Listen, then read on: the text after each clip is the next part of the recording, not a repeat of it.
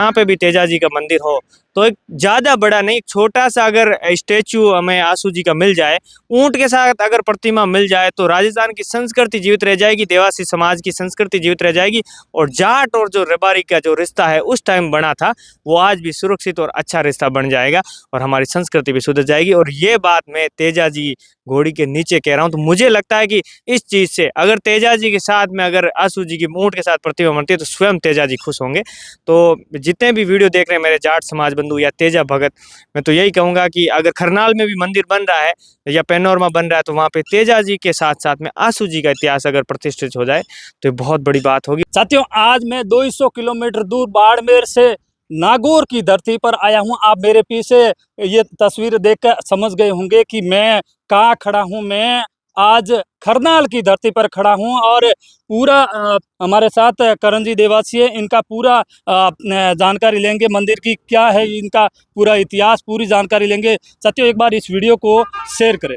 बिल्कुल, सबसे पहले तो जेतेश्वर मीडिया के बगाराम जी का बहुत बहुत स्वागत है कि आप बाड़मेर की धन्य धरा से हमारे नागौर की इस पवित्र भूमि पर आए हैं। नागौर शुरों की धरती रहा है। आज हम लोग पीछे जो तस्वीरें देख रहे हैं, पीछे जो आप स्टेचू देख रहे हैं, ये तेजा जी महाराज का स्टेचू है। ये स्टेचू हमारे नागौर जिले के खरनाल गाँव में बना हुआ। जब भी खरनाल का नाम आता है या नागौर का नाम आता है तो एक चीज, एक नाम सामने निकल कर आता है, वीर तेजा जी महाराज। सबसे पहले तो तेजा जी महाराज का जयकारे के साथ आपका इस अभिवादन को मैं स्वीकार करूंगा और आगे हम लोग बढ़ते हैं। और ये जो आप देख रहे हैं ये मूर्ति तेजा जी महाराज की, और जो खरनाल का जो NH 65 हाईवे उसके जस्ट सामने है। और यहाँ पे जब भी लोग आते हैं, दर्शन करने आते हैं, खूब अच्छे से दर्शन करके जाते हैं इस प्रकार से। ये तेजा जी जो महाराज का एक यहाँ पर मंदिर बना हुआ है, मंदिर भी बना हुआ है और यहाँ पे लोग भी आते हैं। क्या है पूरा इतिहास है? बिल्कुल, तेजा जी महाराज का जन्म स्थान गांव है जो खरनाल है। आज हम लोग उसी पवित्र भूमि पे खड़े हैं। अंदर जो अभी आपने जो मंदिर देखा वो तेजा जी का मंदिर बन रहा है। पुराना मंदिर भी वही है, अभी जो नया मंदिर बन रहा है उसकी वजह से जो साइड में एक मंदिर आपने देखा वो ऐसे ही स्थापित किया गया ताकि जब तक नया मंदिर वो बन जाए तब तक वहाँ उसकी पूजा की जाए।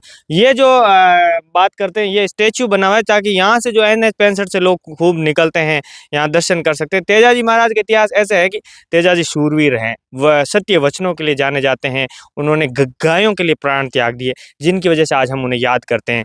वह उन्होंने सूरवीरता का, सत्य वचनों के लिए उस युग में अच्छा काम किया, तब आज हम इस युग में उनका नाम करते हैं, उनको याद करते हैं। उनकी वजह से उनका पर्चा भी खूब है कि आसपास के लोग आते हैं, दर्शन करते हैं और उनकी जो इच्छाएं हैं वो पूरी होती है। बात कुछ ऐसी है कि जब तेजा जी जब खेत में हल चला रहे थे, उनकी भाभी बहुत लेट सेट आती है तो तेजा जी कहते हैं कि मैं तो, मेरे को भूख लगी, आप इतने लेट क्यों आए हो, मेरे को तो भाभी उनको एक ताना मारती है कि अगर इतनी ऊनी फलकियां खाउन रही थाने मन में है तो थाने परनी न लाओ कने। उस टाइम तक तेजा जी को पता नहीं था कि मेरी शादी भी हो रखी, क्योंकि शादी तेजा जी की बहुत छोटी अवस्था में थे। जब अपने भी जब छोटी अवस्था में थोड़ी पता चलता है कि मेरी शादी हो रखी है, पहले पता ही नहीं चलता। अब तो फोन हो गए, ये सारी चीजें हो गई, पहले पता नहीं होता था। तो बाद में जब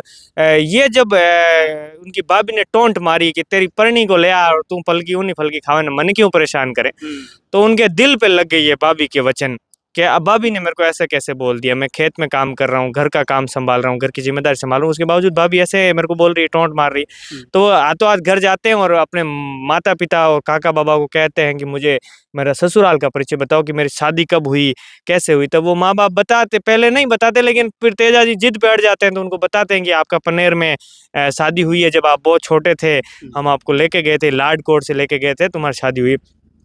तो तेजा जी कहते हैं कि अब तो मैं जो जवान हो गया हूँ और अब तो वो परनी को लाके उन्ना फलका ही खाऊं। तो लीलन घोड़ी, ये जो आप व्हाइट कलर की घोड़ी देखते हैं, ये लीलन घोड़ी इनका नाम है। अपनी घोड़ी को सजाते हैं, अस्त्र शस्त्र रखते थे, तेजा जी के हाथों में भाला हुआ करता था। सूरवीर थे ना, एक क्षत्रिय कह सकते हैं अपन। जो सूरवीर होते थे उस टाइम उसको क्षत्रिय बोलते थे, क्षत्रिय कोई जाति नहीं है। तो तेजा जी अब तैयार होके अपने ससुराल के लिए निकल जाते हैं। 2-3 सुगन कुछ अच्छे नहीं होते हैं, जैसे कोई मिन की आड़ी फिर जहाँ पर क्या मिन की आड़ी फिर काम सुगन नहीं है या छाना एड़ा कोई लोग मिलिया, तब भी तेजा जी शायद इनको नहीं मानते थे। वो आगे निकलते हैं तो वो ससुराल पहुंच जाते हैं। पहुंचते हैं तो उनकी सासू शायद गाय का दूध निकाल रही थी, तो उनकी जो तेजा जी की लीलन घोड़ी है, लीलन घोड़ी आवाज करती है तो वो गाय बिड़क जाती है। तो यहाँ पर तेजा जी की जो सासू माँ है वो तेजा जी को श्राप देती है कि कालो नाग डसे थने तू कौन आयो मारे घरे, मारे गाय ने बिछड़ा दी, मैं गाय ने दूती मार गाय रो बच्चो छूंग नाड़ू तो थे बिड़का दी। उसके बाद में जब वहाँ तेजा जी पहुंच जाते हैं, बाद में पता चलता है ये तो अपने पाहुणा है। या उसके बाद में पेमल भी बोलती है कि मेरे पति को आपने ऐसे कैसे श्राप दे दिया। बाद में वो माफी भी मांगते हैं पेमल से, लेकिन कहते हैं कि उस सतयुग में जो मुंह से वचन निकल गया उसको फिर वो तो होके रहता है।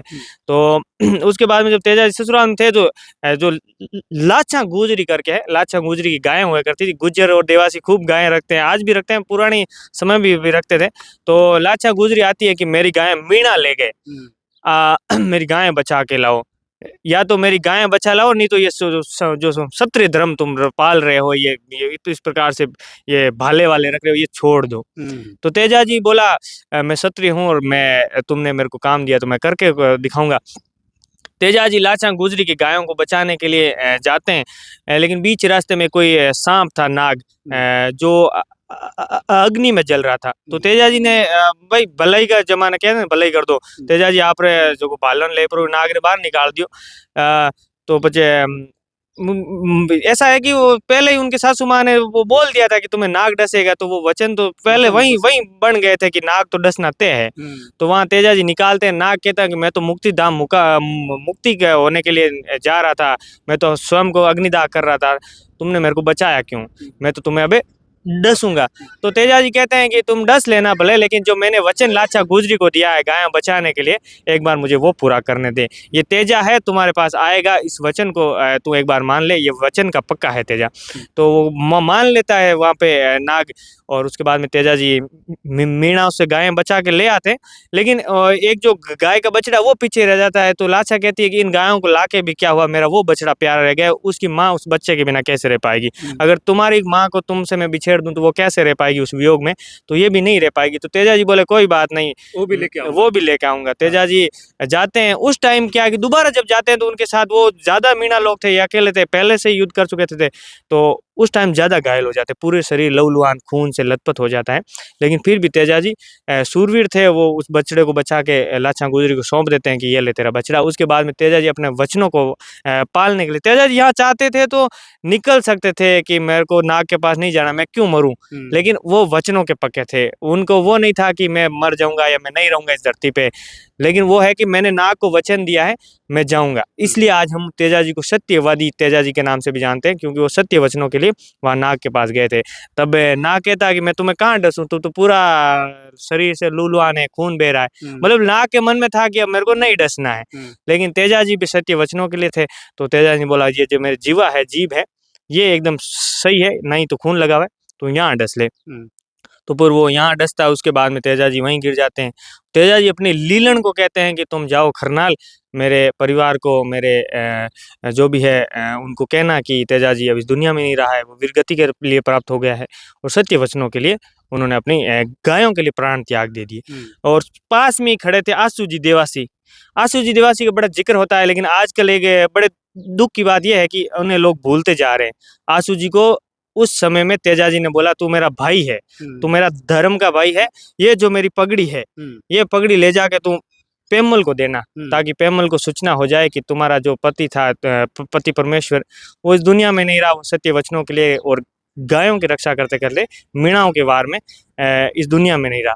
तो तेजा जी जब आंसू को बुलाते हैं पास में और अपने भाई मानकर कहते हैं कि तुम जाओ, और आंसू जी वहाँ पर अपने पूरे पशु वगैरह जो भी वहाँ पे थे वो सब छोड़ देते हैं और तेजा जी के काम के लिए वो निकल जाते हैं तेजा जी की पत्नी पेमल के पास में। तेजा जी के परिवार को जो ससुराल पक्ष का परिवार है वहाँ पर संदेश देने के लिए आंसू जी देवासी जाते हैं मोड़िया लेके।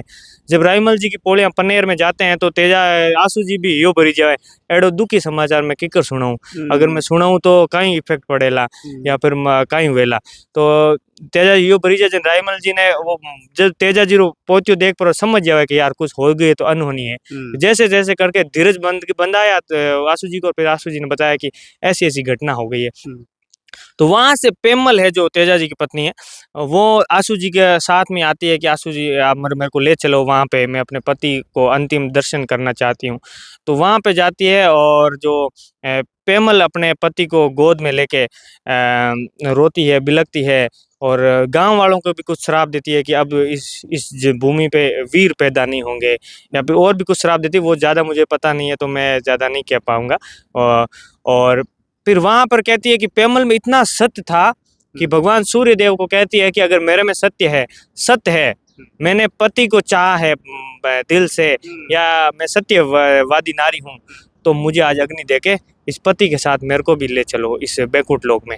तो वहाँ पर कहते हैं कि भगवान सूर्य भगवान ने स्वयं अपनी अग्नि दी और वहाँ से तेजा जी और पेमल दोनों स्वर्गवास हो गए, वो उनकी वहीं पे समाधि हो गई।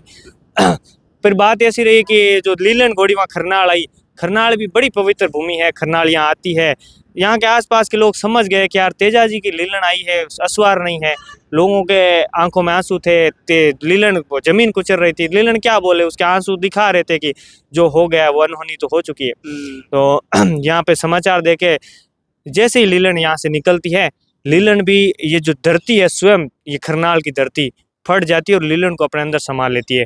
और उसके बाद में कहते हैं कि स्वयं तेजा जी उस लीलन पर सवार होकर वापस बाहर आए और इस भूमि पर प्रकट हुए, देव बनकर वापस आए। तो ये खरनाल की भूमि है, पवित्र भूमि है, यहाँ पर लोग दर्शन करते हैं, आते हैं और अपनी इच्छाएं पूरी होती है।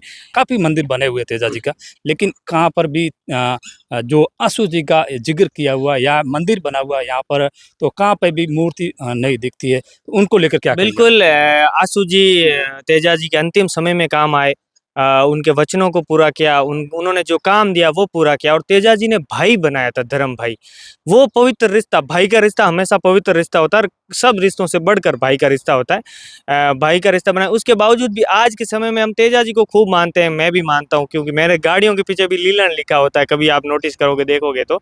और मैं तो तेजा जी की धरती से आता हूँ, तो मुझे तो बहुत स्वाभिमान, वो गर्व है कि मैं उस तेजा की धरती से हूँ। मैं वीडियो में भी बोलता हूँ तेजा की धरती हूँ, लेकिन मैंने यहाँ से एक वीडियो भी बनाया था कुछ समय पहले कि जहाँ पे भी तेजा जी का मंदिर हो तो एक ज़्यादा बड़ा नहीं, एक छोटा सा अगर स्टेचू हमें आशु जी का मिल जाए, ऊंट के साथ अगर प्रतिमा मिल जाए, तो राजस्थान की संस्कृति जीवित रह जाएगी, देवासी समाज की संस्कृति जीवित रह जाएगी। और जाट और जो रबारी का जो रिश्ता है उस टाइम बना था, वो आज भी सुरक्षित और अच्छा रिश्ता बन जाएगा और हमारी संस्कृति भी सुधर जाएगी। और ये बात मैं तेजा जी घोड़ी के नीचे कह रहा हूँ। तो मुझे लगता है कि इस चीज़ से अगर तेजा जी के साथ में अगर आशु जी की ऊंट के साथ प्रतिमा बनती है तो स्वयं तेजा जी खुश होंगे। तो जितने भी वीडियो देख रहे हैं मेरे जाट समाज बंधु या तेजा भगत, मैं तो यही कहूँगा कि अगर खरनाल में भी मंदिर बन रहा है या पैनोरमा बन रहा है, तो वहाँ पे तेजा जी के साथ साथ में आशु जी का इतिहास अगर प्रतिष्ठित हो जाए तो बहुत बड़ी बात होगी और देवासी समाज का मान सम्मान हो जाएगा और जो भाई का जो रिश्ता है वो अमर हो जाएगा। आपने बहुत अच्छी बात बताई कि तेजा जी के साथ में आशु जी की भी मूर्ति होनी चाहिए और यहाँ पर एक मंदिर भी बन रहा है। बिल्कुल, देखो क्या होता है कि कोई भी देवता एक समाज के नहीं होते। आज तेजा जी को जाट खूब मानते हैं, वो ऐसा दूसरों को लगता है या जाटों को भी लगता है सिर्फ जाटों के देवता है, लेकिन ऐसा नहीं है। मैं देवासी हूँ, मैं खूब मानता हूँ, बहुत सारे खूब लोग आते हैं। अगर साथ-साथ में अदर समाजों का भी अगर थोड़ा-सा मूर्ति लग गई आशु जी की, तो देवासी समाज में मैसेज जाएगा, यार जाट समाज कितना रख रहे हैं, या पुराने जो इतिहास है उसको मतलब अलग से रखने की कोई बात नहीं, ये इतिहास है, इतिहास की बातें अगर उसको प्रतिष्ठित किया जाए, ये तो इतिहास को संजोने की बात होगी और दो समाजों को जोड़ने की बात होगी। इससे देवास समाज में नहीं, पूरे 36 कौम में मैसेज जाएगा कि आज जो तेजा जी है वो किसी एक कौम के नहीं है, वो तो देवता है, वो तो सबके हैं। हमारे इस पवित्र भूमि पे आए, कवरेज की, बड़ी खुशी हुई। आप बाड़मेर की धन्य धरा से आए हैं और 200 किलोमीटर आके इस पवित्र भूमि का आपने लोगों को दृश्य दिखाया। तो मैं चाहूँगा कि आप ज़्यादा से ज़्यादा वीडियो को शेयर करें और जो आशु जी वाला जो मैंने कॉन्सेप्ट बताया था उसके ऊपर आपके क्या विचार है, एक प्यारे से कमेंट ज़रूर लिख देना और हमारे भाई के जेतेश्वर मीडिया को फॉलो जरूर कर देना, क्योंकि इस प्रकार से जन जागृति की और लोगों की न्यूज़ें आपके बीच में लाते रहते हैं तो बड़ी खुशी होती है, क्योंकि पत्रकार की भूमिका होती है कि वो अच्छे मुद्दे दिखाए, अच्छी चीज़ें दिखाए, जो कि आप दिखा रहे हैं, बेखूबी काम कर रहे हैं। आपका बहुत बहुत धन्यवाद। नागौर की तनिया तरह पे आपका स्वागत है। Thank you. किरण जी ने पूरी बात बताई। साथियों, एक बार इस वीडियो को ज़्यादा से ज़्यादा शेयर